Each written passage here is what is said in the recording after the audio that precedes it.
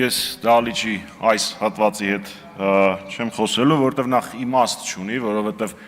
անգամ չեն հասկանում, որ իրանց փուրն են տալիս, ինչպես լավ խոսեց գործընկերս դրա մասին, ինքնապաշտպանական բնազդ, դստաբանականություն, ամեն ինչը արդեն ստորադասվում է Փաշինյանի կամքին, բայց դա դեռ ոչինչ, ձեզ էլ կազատագրենք։ Մի քանի բան, որի մասին քննարկվեց։ Առաջինը, պարոն Վարդանյան, այդ գրավադրման հետ կապված դրան համաձայնություն ձեր կառավարությունն է տվել։ 1, ինչով 2 անգամ ընդ որ։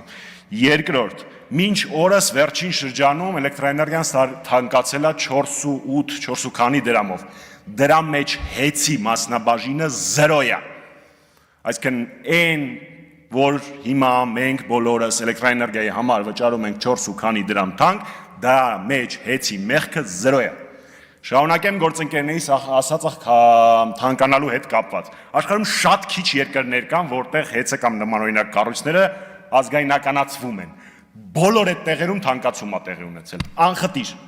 որտեղ ազգայնացվել է, թանկացում է եղել։ Ու բնականաբար ձեզ ձեռ է տալի, որ Հայաստանի Հանրապետությունը եւ Փաշինյանը աշխարհում հանդես են գալիս որպես եկեղեցու դեմ պայքարողներ, կաթողիկոսին բարեմասնություններ ցույց տվողներ, դրանով եք հայտնվել միջազգային մամուլում, Էջմիածնի վրա հարձակվողներ, եկեղեցուն պաշտպանող Սամվել Կարապետյանին բանտարկողներ ու այսպես շարունակ։ Վերջում երկու միտք։ Միտք համար 1. Սիրելի քաղաքացիներ, նույնիսկ Facebook-ը